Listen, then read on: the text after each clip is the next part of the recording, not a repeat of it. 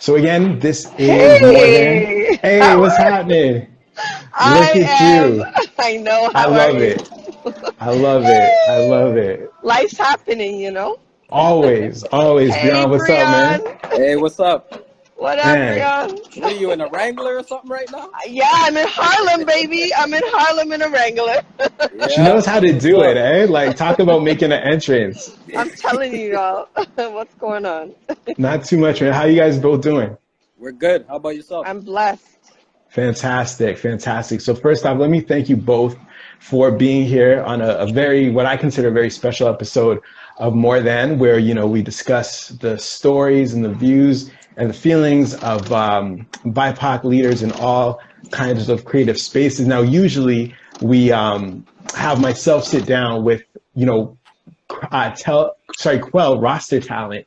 And we had a suggestion this time to speak to members of our advisory board, both of which you guys are a part of. Yeah. And I'm really, really excited because I know, we couldn't have done what we're doing without the input and, help and guidance and just inspiration of the people on our advisory board like yourselves. So thank you for joining me. And before we jump right in, I would love if you could both, just introduce yourselves for anyone who may not be familiar. Tasha, I don't know if you want to start.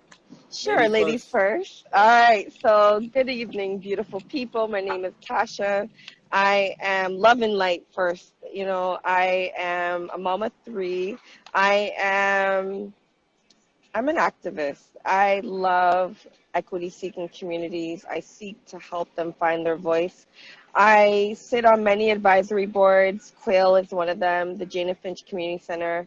Um, I have a degree in alternative development. I do a lot of things. I work with Black youth in the city of Brampton. I'm on the Anti-Black Racism Task Force with the city of Brampton. And I have Right. two organizations, Whimsical Women and SparkThat. So thank you for having me. And I'm an app developer, so get at me, okay? How am I supposed to follow that one up? Oh, man. So yeah, first and foremost, thanks for having me here tonight.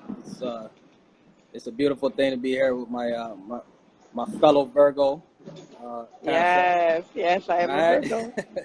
Virgo. So yeah, my name's Brione Wishart. I'm the founder of Artlee Creative. I'm also the founder of The Hustle Never Dies. It's a lifestyle brand.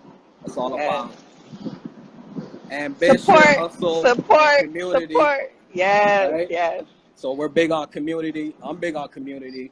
I Absolutely. just love to build things, right? So I'm a builder. I'm the kid that was in the room with the box of Legos building stuff, right? So Right. Mm. yeah, I'm happy to be here. I'm happy to be a part of the Quell team. What you guys are doing is phenomenal work. So yeah, we here, man. I'm happy to be here. Beautiful. Beautiful. So I would love it just quickly, because I know you guys have really interesting stories and are doing some great things, but I would love if quickly both of you would just let us know why it was important for you to join the advisory board at Quell. For me, I think it's important to align my personal mission with organizations that are seeking to impact change. And when Trevor reached out to me, um, right away, I got it. It made perfect sense, and they were looking for someone to guide them. They did not act like they knew how to do everything well, and they were open and vulnerable to ask for help, and that's why I got involved. It was the transparency, the vulnerability, and the change that they're seeking to make in society, and that is first and foremost why I got involved. Yeah, Yeah. Glad to have you. thank Yeah, you. it's pretty much the same with me. Um, Trevor is my dialogue. That's my Hey, big bro, up right? yourself, So Trev. Big up yourself. yeah. So yeah, Trevor's like he's like a big brother, a mentor to me.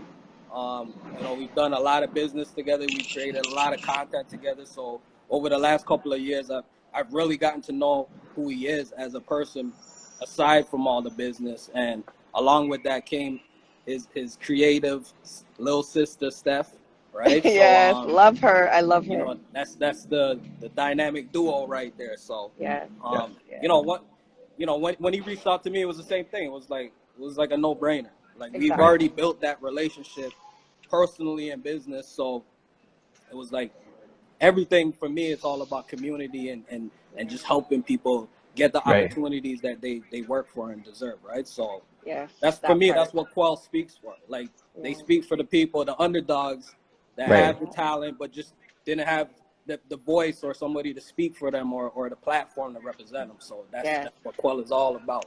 Yeah.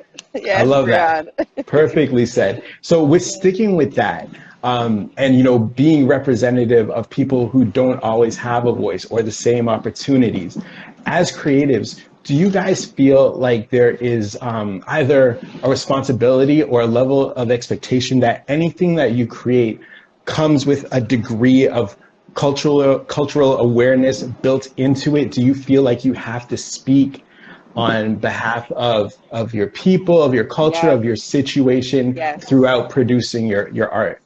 I don't know about you, Brione, but I have a strong responsibility that my ancestors passed on to me. I was born in Jamaica. We immigrated to Canada, and we came with not a lot. You know, my ancestors, my grandparents, my great-grandparents, they sacrificed to afford me the education, the privilege to be who I am today and be where I am today. And so out of respect and reciprocity is extremely important to me. I look back. There's no way I could be who I am without them, doing what they did for me. So I put that accountability on myself. It's an expectation that I hold myself at a high regard when I'm out in these streets. Yeah. Hey, for me, it's like I can't help being black, right? There you go. So, it's in my DNA, Right. I'm not gonna be the guy that's gonna deny my blackness. I'm not Right. if I'm the only one in the room, right? So Yeah. for me, it's like it's just natural. You know what I mean? Yeah. I'm a hip hop baby, right? So a Right. lot of my work is gonna have hip hop in it, right? And if there's any way that I could add some kind of messaging that's gonna empower my people, Right. or the allies of my people, Yeah. then I will do that, right? Yeah. Right. It definitely is an obligation, and it's something that I gotta uphold. Just like Tasha said, it's about the ones that came before us that sacrifice for real. Like I don't think people would 100. sacrifice like how our parents did now. No. No, Right? no, So, No. shout no. out mommy Big up and yourself, pop. Mom Dukes. Yeah. That's Rest in it. peace, Dad. Yeah. Yeah. Yeah. No, I love that. So obviously, and I feel the same way. I feel like who I am and those who came before me are tied into what I do, and I'm a representation of them. But we live in a time where we're constantly kind of finding out about the ills, the wrongdoings, the misgivings of creators who we love and adore and respect.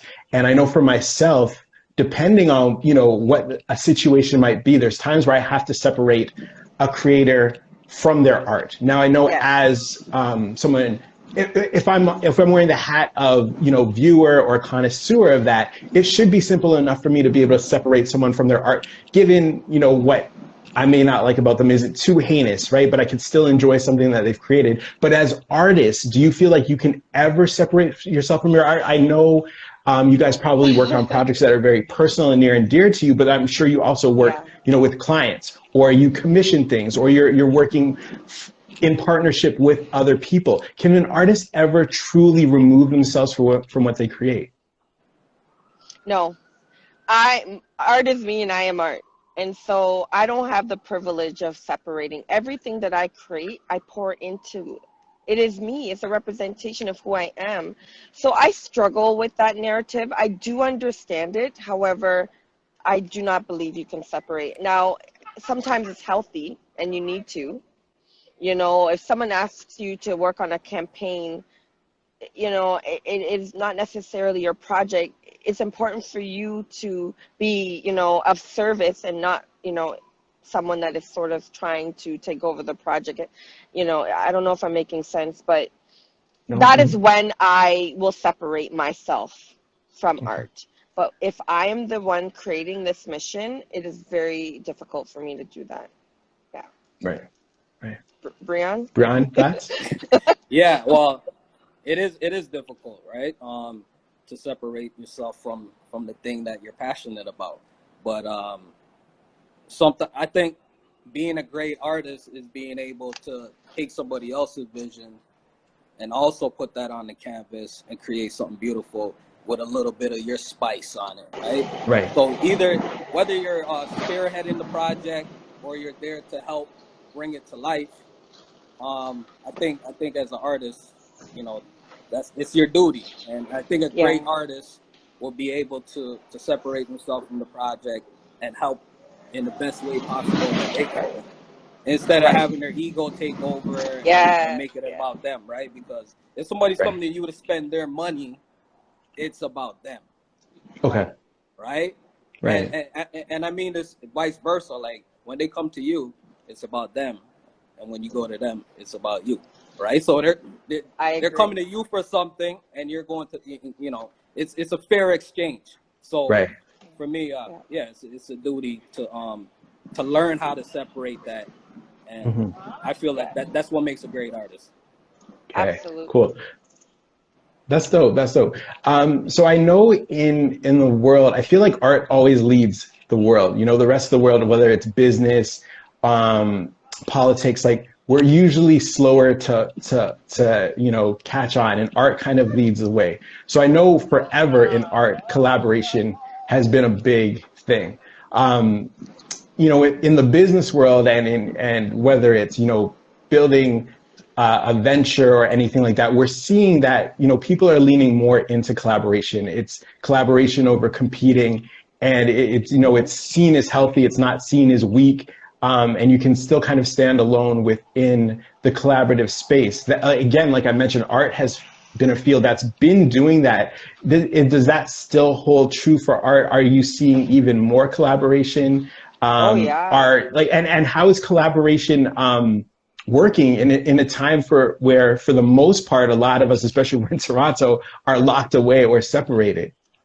Yeah, collaboration is everything. We're stronger together. Mobilizing is a way for us to build capacity, right? And so for me, it's extremely important that you find a way to find like-minded folks to create that impact. You know, one, it's great, you know, you're your own person, you're creating, but you're stronger together. In the NFT world too, and I don't know if a lot of folks are even talking about that, there's huge collaborative communities coming out of that space. And it's exciting because what's happening is artists are able to get paid their value. Right. And that wouldn't happen unless they started to mobilize. And so I think it's a great time to be alive as an artist. Yeah, I agree. I think with everything that's going on in the world, it's bringing everybody together.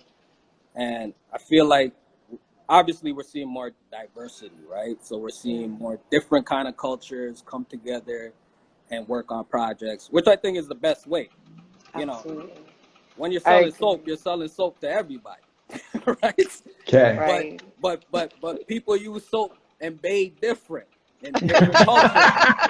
Right? So you need to have somebody in the room to represent that culture. There you go. To say, you know, it might be cool if you add a rag with this packaging, right? So. Oh my gosh, Brione, you did not. I love it.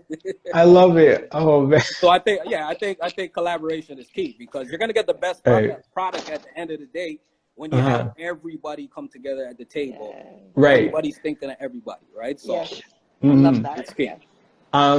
So, okay, let's stick with the theme of collaboration and something that Brione touched on in terms of, you know, different worlds, different cultures coming together. And Brione, when we had chatted prior to this, you know, live tonight, you had brought up a subject that I felt was very important, but doesn't get touched on in the open a lot. Do you remember where I'm going? Do you know where I'm going with this? Yeah. And I think it might be a good time to get into that now, because, you know, if we're talking about people working together, but, you know, coming from different backgrounds, business practices, business norms, business expectations, the way that, you know, we act in business situations may vary and may differ. Do you want to kind of lean into what you had brought up to me? Because I think it's a very interesting, can be a sensitive, but a very important topic. I believe we were talking about like packaging and stuff like that, right? Yeah. Yeah. So one thing I've noticed, you know, once again, I'm a black man from the black community. I see all the black products that are being put out by the black entrepreneurs, men and female. And one of the things that I've noticed over the years is even though we have great products and great businessmen and women behind these products, I feel like we've lacked in packaging and branding, right? That's one of the things that hurts me, right? Because when I try the product, it's a good product, but I just know if I saw that aesthetically, right? I wouldn't buy it. So it's so funny that you say that, because I went to a vendor event for all black communities, and they had some Puerto Rican communities and South American communities. And I bought a lingerie set. And when I got home and I went to open it, I was so disappointed on the packaging. It was in this little plastic Ziploc situation. But when I opened it and I featured it on my IG, it's the little red fitting woman I wear. And I did that because she asked me to. She asked me to take a picture, and I wanted to support her. But the experience was not the same. Right. Because had it been in a nice box with some nice confetti or something, it would have changed my experience. And that is the importance that people need to realize. How people experience you is everything. It's everything. The experience is everything. Yeah. Right. And I'll give them a solution. Like if it's an issue for packaging, add it in the price. Right. Yeah. Just add it in the price. Yeah, but you know what the challenge is too, and I will put this out there, is access. We don't necessarily have access. The margins become smaller and smaller when you are putting a lot of dollars into packaging. And so, you know, if we could find vendors that would be, you know, fairly reasonable when it comes to dealing with equity-seeking communities or black communities, that, you know, but we don't have a hold on the market. The wholesale market is, you know, with the South Asian communities and the Asian communities. And so what happens is, you know, because we are black business, we do suffer in silence. It really impacts our pricing and our ability to do what you're asking us to do, Brione, which is good quality. And you know what? That's a real statement. But you know, our culture has shaped the whole planet. We don't lack creativity. So we could get real creative, and we could figure out ways to make the packaging look good. I don't want to hear it. Like everything you're saying is real, but I'm over the excuses. Like we have the internet, man. Everything's on the internet, and there's a lot of free stuff that we can use. So, you know, let's not forget what happened, but let's keep it moving. Let's forward thinking. And so if anyone on the live knows any vendors that we could tap into, DM me or Brione, and let's start networking, because that is a solution that we could actually bring to the forefront. Yeah. I think that's a big thing, is a lot of times, you know, whether it's stigma or not, like there's times where, you know, we're perceived as looking for the hookup, or we refuse to pay a certain price if we are shopping amongst our own communities, or, you know, it feels like it's tougher to support, because although I know for millions of black people, you know, a lack of resources can be a very legitimate and tough situation. Black people consume at a high rate. Dollars leave the community faster than Usain Bolt on a starter's pistol, right? So how, like, I mean, Brione has the awareness of this. You have the awareness of this. How did you guys get there? You know, to understand the business side of being a creative, because I feel like that's a very important thing too, because I think my thought is that, like, a creative should just be able to create, but for all intents and purposes, you have to be almost everything for yourself now. So how did you guys get to a point where you understood business and still were able to keep the essence of what you do naturally? So for me, I had the privilege of starting my career in corporate finance at 19 years old. And so I had a lot of mentors that pulled me into spaces and places. So although I worked in credit and collections and bankruptcy law and litigation, I was pulled into understanding supply chain, marketing. And I was going to Western, so I also was studying business. But then I had my daughter. So, my parents were entrepreneurs. So, they had a jerk seasoning business called Chin's Original. And they taught me about, jars. I mean, there's a whole market of jars and the price points and labels and things of that nature. So, I think it was just a part of who I was. But then also, read. You got to read. Like, there's so much information. Like, there's no excuse, And then on top of that, you have YouTube University. And then I went back to York and I got my degree in alternative thinking. And that's how I was able to bring it all together. It was a holistic journey, to be quite honest. Yeah. And yourself, Brione? Mentors. I feel like that's the best thing you can do as an entrepreneur is find a group of mentors that can help you. Yeah, that can help you in every step of the way. Yes. So so when I started shooting videos, I started off with interviews, right? So I was interviewing a lot of founders of tech startups, gyms, apparel companies, you name it. And I learned a lot from those guys. And, being able to build those genuine relationships allowed me to have access to them where I could call them when I was stuck, right? Because, as an entrepreneur, you're not going to know everything and you're going to get stuck. Absolutely. You're going to get stuck all the time. You might have a nice rise and then it just plateaus and then it starts going down and you're like, what's happening? And I feel like mentorship has been one of my strongest allies. In order to to be successful and minimize your mistakes. When you minimize your mistakes, you minimize the dollars coming out of your pocket, right? So if you could do that, then you won't get discouraged and disheartened about entrepreneurship, and and you can keep pushing and make things happen. I think a good way to minimize mistakes too is to take the ones that are actually more so lessons. You know what I mean? And that way you're not beating yourself up for them, and you're learning something, and you can probably save yourself time and money in the future. I love that you guys both mentioned mentorship, and I think of when I scroll through Brionne's Instagram, it's full of motivational messaging. It's full of an incredible perspective. So I'm sure you have people that you tangibly mentor. I feel like I get that from you, but then I feel like just going through your account and how you share, and even if a photo might not seem like it's that deep, what you write in your caption seems like that. So it feels like you really captured the essence of the importance of sharing and building up. Is that something that was in your DNA, or is that something that evolved through the years? Was it something that was learned? Can you speak to me about like the importance of a strong understanding of self and then being willing to share that with others? I feel like you do a fantastic job of that, especially on IG. Thank you. Appreciate that. Growing up in Guyana, I was born in Guyana, came to Canada when I was 7 with my mom and my little sister. But one thing you learn growing up in Guyana is independence.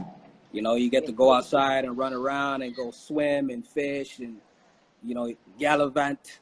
Gallivant, yes. You get to run around and experience life, right? Yeah. And I think from being able to just be out and about exploring, I was able to find out who I really was at a young age, right? So and just having the encouragement from my parents to always trying to figure things out and go out there and find something to do.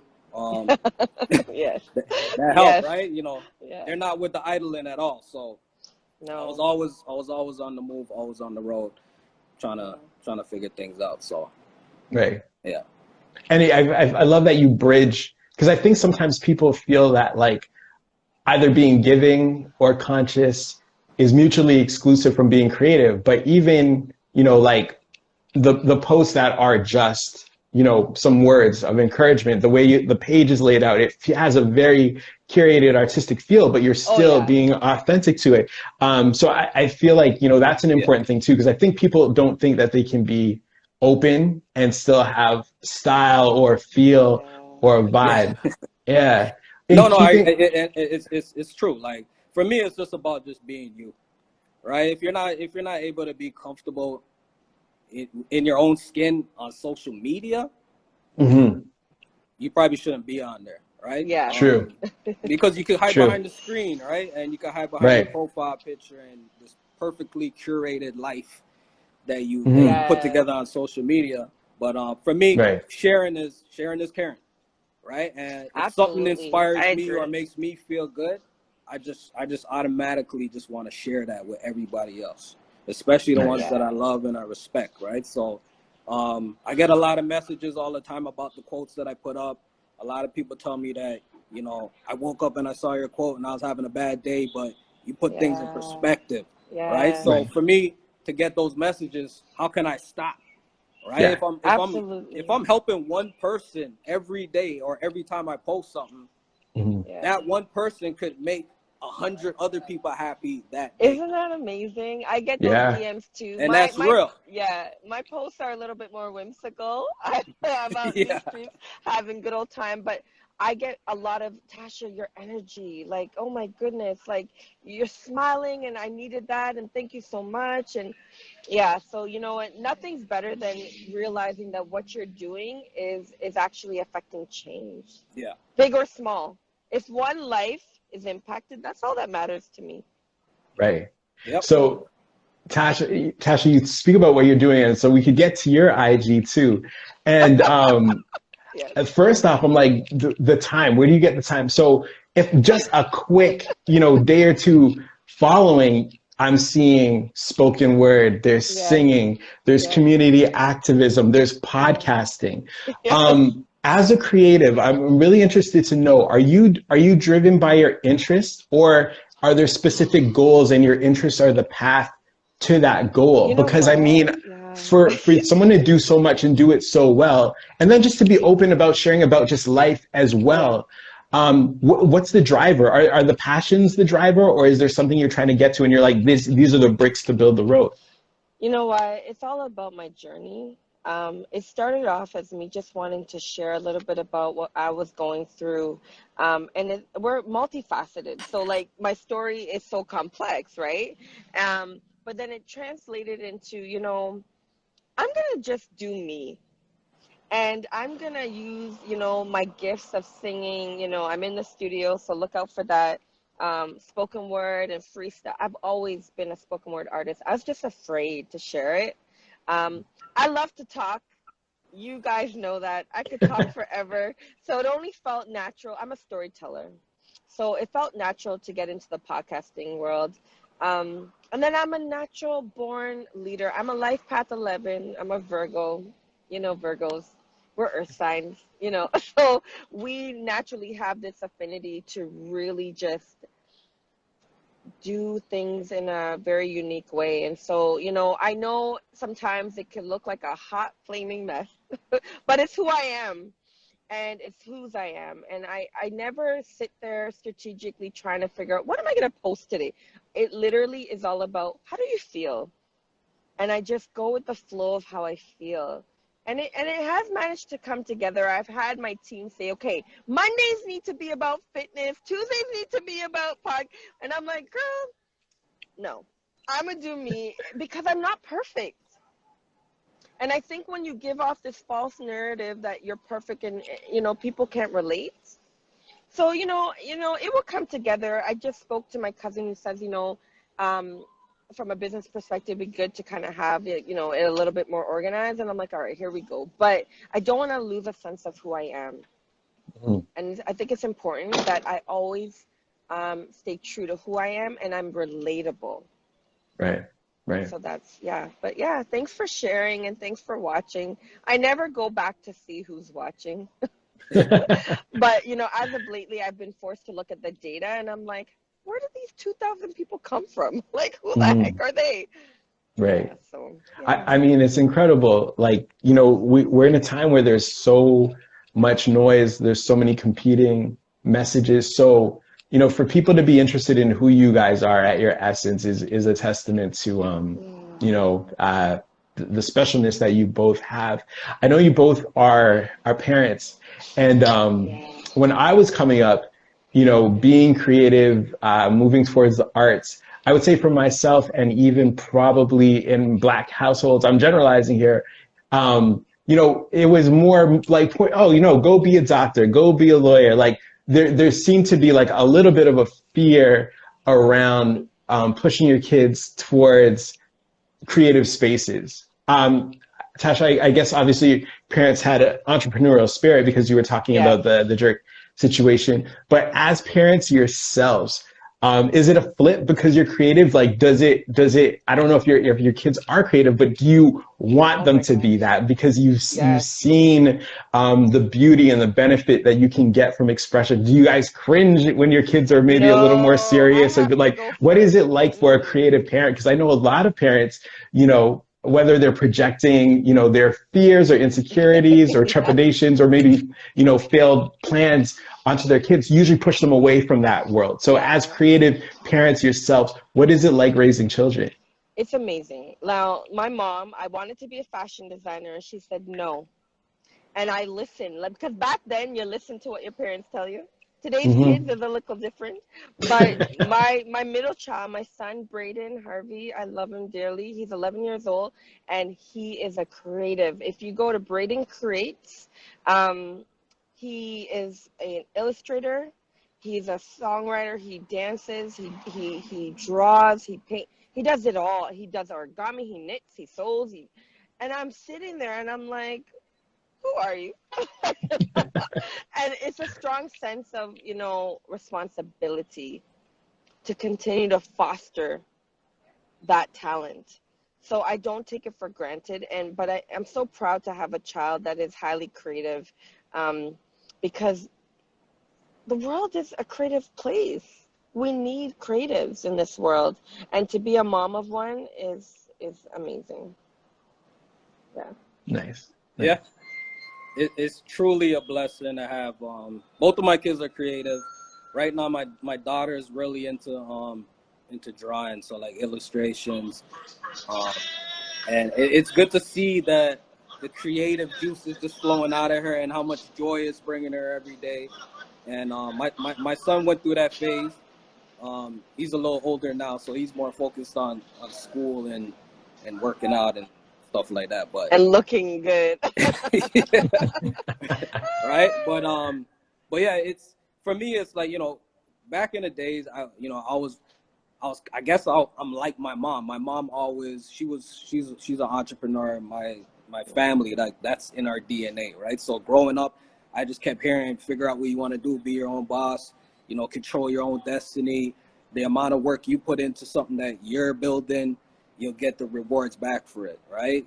You could be working at a corporate 9 to 5 job, and you could be working your ass off, but that's not going to guarantee you a promotion. Oh, there you go. That part. Right? Yeah. But I know if I'm building my clothing line, the hustle never dies, Yes. and I'm putting in the work, I'm gonna see the benefits, and I've seen it. Right? We Right. were able to build a brand through the pandemic, right? And shout out everybody Amazing. that's been supporting the brand, and it's been a good journey. But yeah, being a creative parent, um, it allows me to let them be a little more free and open. I'm not restricting them to certain things, right? Right, right. Pretty much whatever they want to do, I'm cool with it. I'll support it, Yeah. right? As long as it's something that they love doing and they could support themselves off of it, Yeah, right? Not yeah, every kid wants to be a millionaire, yeah. That Right. right? isn't, yeah, that's true. Yeah, Right? my So daughter, yeah, she's 20. Brianna, I love you. Brianna is studying to be a lawyer, and she's extremely intelligent. She's bilingual, and that's how she expresses her creativity. yeah, She's into the sciences.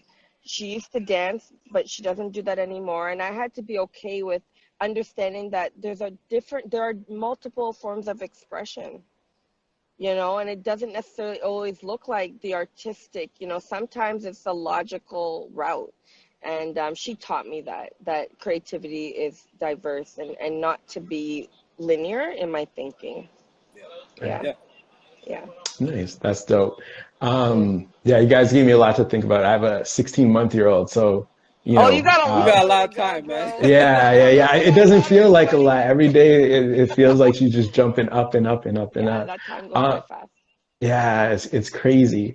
And speaking of crazy, like, the last year and a half going on too, globally has been crazy, for everybody. But I feel like life can always kind of be crazy for BIPOC people, for Black people. Um, has what we've seen, has what all the things that have transpired from pandemic to, cries to end racial injustice, um, our level of being familiar with trauma, has it impacted you guys individually as it might have impacted the rest of the world? Is this kind of par for the course? Is this kind of like welcome to my everyday? How has the last year affected you and your processes? And Mm. do you feel unaffected by it? Oh no, there's no way you could be unaffected by it. You know, we lost some amazing souls, Breonna Taylor, George Floyd. You know, in All Canada, we Mooney had our today. own issues, you know, and there's so many names, and I hate naming names, but I think that was the catalyst for me to say enough is enough. Because that translated into Canada. You know, usually, you know, we are watching the show, but I felt like I was part of it.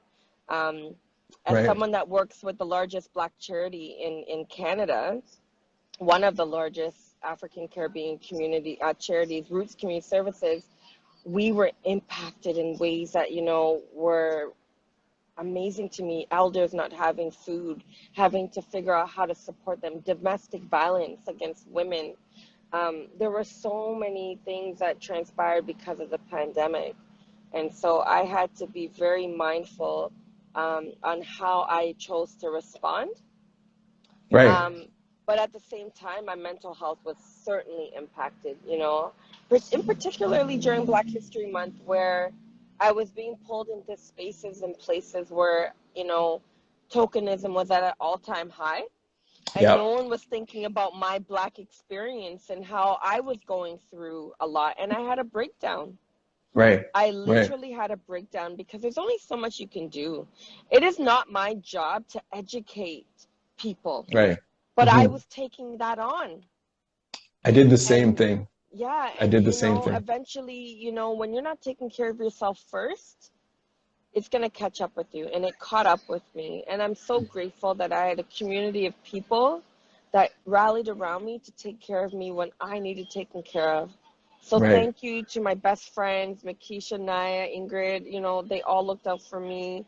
My Hmm. daughter, Brienne, like everyone that, and Shelly, if I didn't name a name, please don't take it personally, but Chantel Riley, all the people that came to my rescue, I would not, and Black women. They were all Right. Black women who were also going through their own drama. Yeah. But, Which you is know, that's where beautiful. the whole notion of, you know, and I hate that strong Black woman, you know, because it's so detrimental. But Yeah. they were able to be strong for me when I wasn't able to do it for myself. And I thank Right. them. Community, real friendship, that tight inner circle is very Yes. important. Yes. And obviously, when we speak about what you just shared with us, that's when it's at its most important, Oh, yeah. obviously. Yeah. Yeah. Um, in terms of a circle and those who are closest to you, as a creative, is it comfortable to share your art with those who are closest? Do you maybe hold back? What's that Yeah. feeling like? Because of, like, a lot of times when it's the people that we respect the most or want to impress the Yes. most, Yes. if they don't feel it, it might, well, at least maybe for Yeah, no, myself, it's that's a easy to great take it question. personally. Are Yeah, you one that lets your circle in I am very into the creative protective process? of my circle, and but what I'm learning, so I'm journeying with people right now, and I have to highlight the Matrix Studios out in the Bronx. Uh-huh. their amazing studio and a family who have been, supporting me as I'm learning about podcasting. Hmm. In particular, Damian Williams, 21 years in the game. He's been teaching me what it means to be vulnerable. Okay. Okay, like I have a huge issue with vulnerability, but what Hmm. he's been teaching me is not everything's perfect. Just talk, Tasha. You don't have to sound a particular way. Be yourself.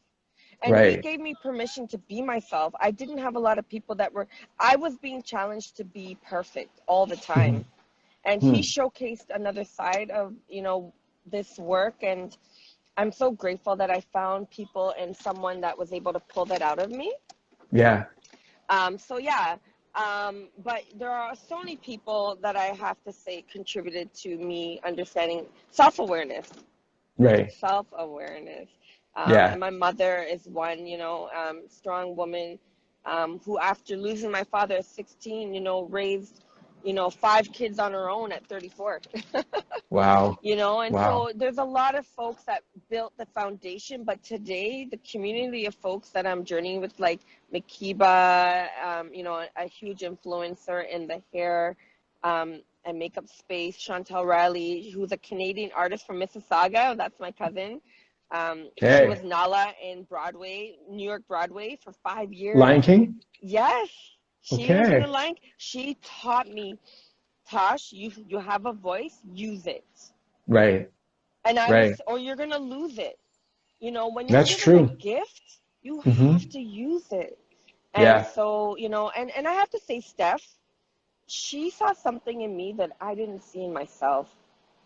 No.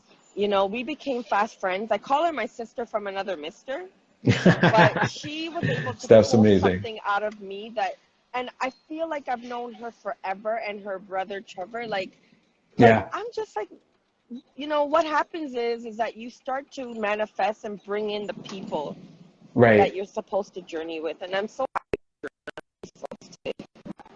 I love that. I love that. yeah. Yeah, Steph and Trevor are incredible, incredible. And I'm glad that they brought you and Brianna to the collective in the form of being, part of our committee. So, Yes. Tash, can you hear Yes. me? Yeah, I can hear you. Can you hear me? Yeah. Yeah, a little bit, a Uh-oh, little you're broken going, up, but a I little can hear broke. you. So yeah, I think it's your connection. I can see it circling, but keep talking. Okay, cool. I think we lost I Brianna. Did guess, I lose you now? Oh, okay, no, you're still there. Okay. okay. I think I lost you. I don't know if you guys in the chat can let me know if you guys can see or hear. You can hear Tash? Um, I'm I would here. love to know, Tash, what are you currently excited about? What in the world of art, creativity, whether your own, projects or it's somebody doing some really, really dope things, what are you excited about? Shoot, I think I've lost both of my guests on my end. Um, oh wait, okay. I think Brianna can come back. Let's see. And Tash, maybe if you can request again. What's up? So I left and now she's gone. Yeah, technology, technology. So what Tash and I were just talking about, and I'd love to get your perspective on it, is she was talking about the importance of her close inner circle and being there for your people when they really, really, really need you.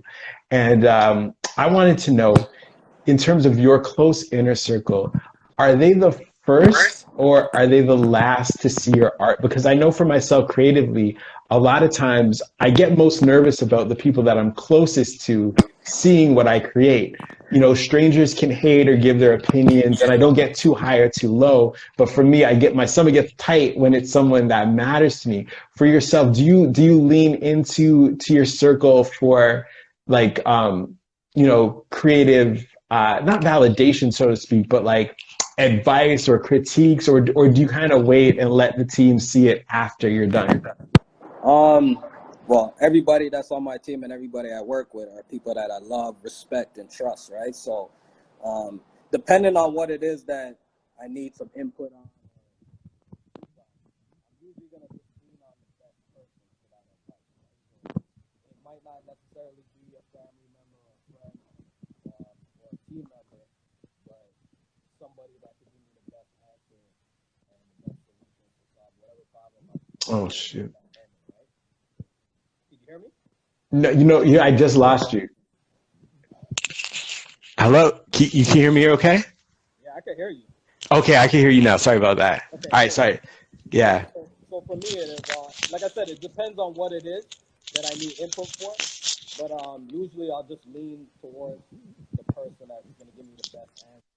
Okay. But yeah, usually a lot of times it is my team members, right? They're the ones I work with closely every day, and I do value their opinion. So yeah. Okay, in the chat they're saying they can't hear you that well. I can kind of hear you. It's a little low. Okay. Okay. How about now? Right. Yeah, oh, that's perfect. That's much better. Okay. Anything in the art, there's a question I have, but I want to see if Tasha can come back first, because I'd love to get both your opinions on it. But Yeah. anything that's happening currently in the creative space that's brand new that people maybe aren't up on, artists, processes, like even like Tasha had mentioned NFTs before, anything that's got you excited, interested, revitalized, anything that's kind of happening communally that you'd love to talk about or get into? My team, man. Everybody on my team is super talented. Shout out, this is Mo. Shout out Brandon. Shout out Wayne Moore. Shout out the wifey. Um, I hope I didn't forget anybody. I know I probably forgot some people, but everybody that works with me, you guys know what's up, man. The love is real and it's mutual. But yeah, I'm excited about working with my team because we're building a lot of shows right now, a lot of content that we're going to be putting out, and I'm super excited about that. I'm also Right. excited about my boy Wayne Moore. Well, I don't know if he's still in the chat, but he's actually the running back for the BC Lions, but Okay. he's a super talented self-taught artist, and he actually did the mural on the wall right here. Oh shoot, that's dope. And, That's crazy. right, so yeah, we got a lot of work we're getting ready to put in. So yeah, everybody go check him out, Wayne Moore. I think it's WJ Moore 34.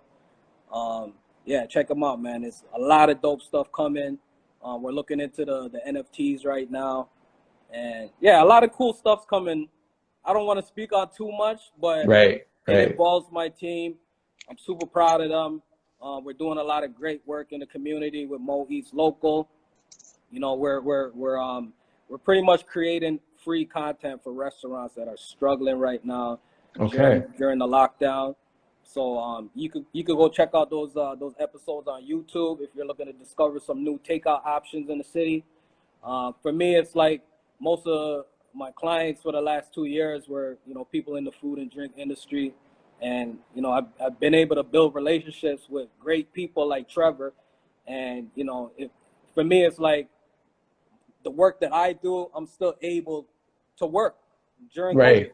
right? Right. So I have the opportunity to help these people, right? So, me and Monique and the team, we came up with the concept, and we've been out. I think we've shot up to like 12 episodes right now. And we've helped a lot of people discover restaurants that they've never even heard of before, and food Amazing. offerings that they didn't even know existed in the city. So, yeah, go check out those episodes, share the videos. If you can't afford to go out and get some takeout, just share the video and put the message out there, because, in a year, if we don't help them, we're just gonna be subjected to eating Popeyes, Chick-fil-A, and a lot of Yeah. fast food, right? And I think one of the beautiful things about the city of Toronto, being a multicultural city, is our food. I think our Oh food yeah. is one of the main things that makes the city what it is. And I think the different cultures and the food that they offer bring the city together. It makes us a tighter unit, right? So I think if we lose that, we're gonna lose a piece of the city. I couldn't agree more. As you know, like my space is food as well. And I think what I've seen kind of happening through COVID is, if you're not, say, a restaurant with a big budget or can afford PR, or you're not in the core, or your head chef hasn't been on the Food Network, you're kind of put off or cast off to the side. You're not spoken about.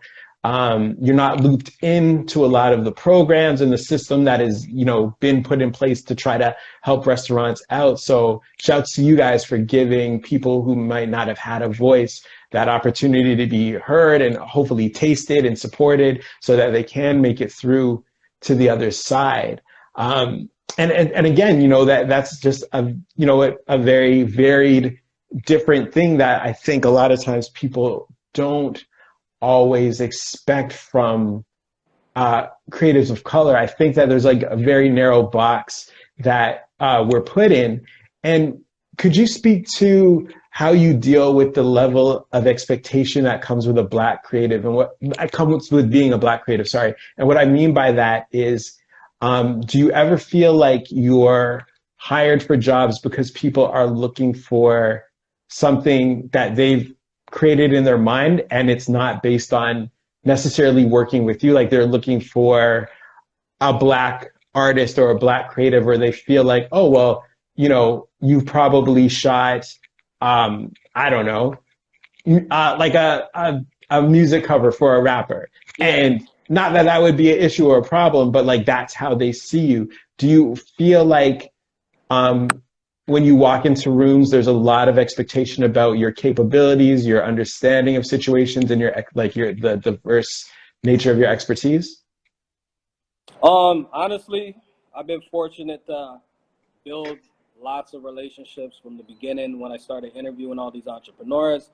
Like 95% of the people that I interviewed, which was like over 70 people, they pretty much became my friends, right? And that allowed me to not deal with a lot of the issues that another Black creative might have to deal with, because they get to know who I am before they pass judgment, right? And I think that's the part that we need to get over is, don't judge a book by its cover. Let Right. the art speak, and then when you're dealing with that creative, let their personality and their character speak. All right. And I think that will complete the decision. That will help you with your final decision if you want to work with that person. But a lot of the times people come to me for the work that I do. Right. So, whether they're coming to me for a halo or using me as a deflector, I think I have pretty good judge of character, right? So Right. I can see it coming. I've been dealing with this all my life. I see it from a mile away, right? But if it's a situation where they are looking for a halo, but what comes with that halo, the price of that halo will benefit way more people than me, there might be a little compromise there. It just depends on, how impactful we could be with that exchange for the halo. I love that perspective. I love that perspective because I know a lot of times, and probably justifiably so, when you hear that or feel that enough, sometimes the first thought is just to shut it down or be like, no. But like you said, if there can be benefit, if there's teachable moments, if more people are going to see some good from it, then it is definitely something to consider. We're coming up on an hour, but I did want to jump into what Tasha and I were talking about when we lost you for a second. And that was, I think we had left off with the effects of COVID. And if what you've been through personally over the last year and a half, how long will that affect the manner in which you do things, how you create your process, what you say, how you choose to partner, how you see yourself? What impact has the last year and a half had on you personally and professionally? Honestly, since COVID started, business it's been good. And I hate speaking on it because I know there's so many people going through hard times right now, and a lot of them are my friends. So I feel guilty sometimes when I say business has been good, But in terms of like all the political and racial stuff, I'm so used to it that I'm so numb to it, right? For me, it's like it's the same thing over and over and over and over again, and Right. it's just tiring. Mhm. So if there's any word that I could say that describes my experience in 2020, it'd probably be tiring. I'm just tired of the same old narrative, the same old story. I just want to see more positive stories and more impactful stories where, everybody benefits from it, not just our community, because, being an entrepreneur, you got to work with everybody. And because of that, I've been able to meet great people from all races. You know what I'm saying? And a lot of the people that helped me in the beginning weren't my people. Right. So I look at things totally different, right? I'm pro-black, man. Like, I love being black, right? And I'm not gonna change that for anything.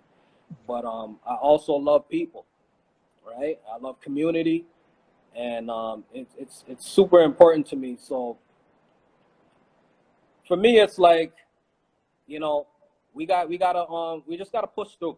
Like, we got hit with something that we've never expected to hit us, and we're still here. Unfortunately, we've lost a lot of good people, a lot of family members and stuff like that to COVID. But like I said, we just got to keep pushing, and just try to change the narrative. And I'll put this out to all the creatives out there that are black or BIPOC. Instead of creating a cycle, let's create a new narrative, right? So use your cameras, whether it's for video or photography, or use your words, whether it's spoken words or written word, and change the narrative. We have a lot of power as people, especially when we come together. And don't think your voice is too small.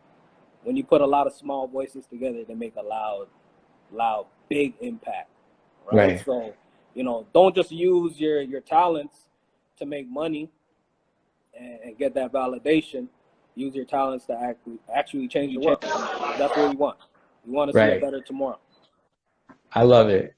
I love it. That's incredible. And Tasha, we got you back. Did we get her back? Do we?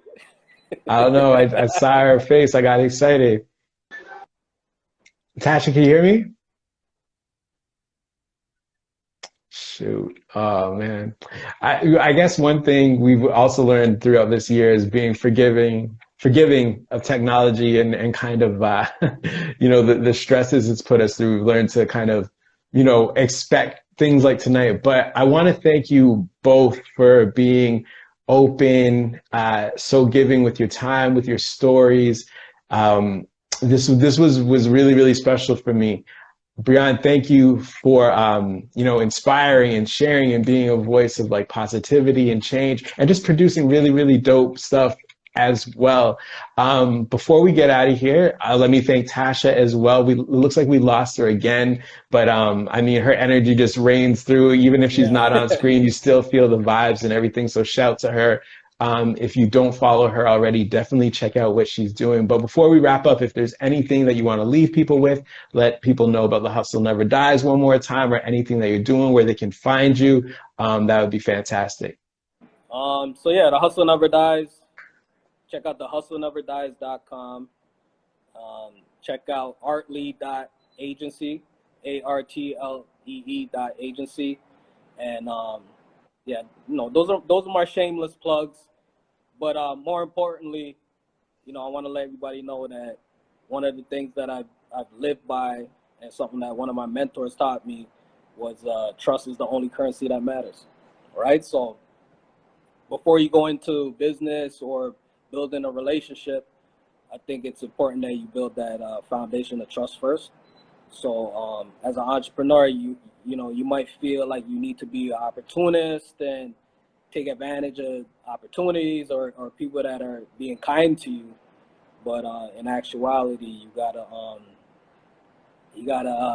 listen, humble yourself, and put the effort into building genuine relationships, because you know, you can make $1 million today, but if you burnt a lot of bridges to get there and you run out of money, or you fall on hard times or get sick, there's nobody going to be there to help you, right? So that's, for me, it's important to, you know, build that trust first, because if you do fall on hard times and you're somebody that helped a lot of people on the way to get up to the top, please believe they'll be running to help you get back on your feet, because they've seen how much impact and how much good you've done for them and everybody else you love. So I would like to leave it on that note, that trust is the only currency that matters.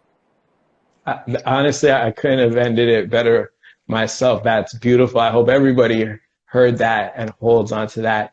Brione, thank you. Thanks to everybody who tuned in, who shared in the chat. Again, thanks to Tasha. This has been More Than, and we do this every other Wednesday. So not next week, but the following week, we will be back. I wish everybody health, happiness, safety, peace, and love. Thank you. Thanks, brother.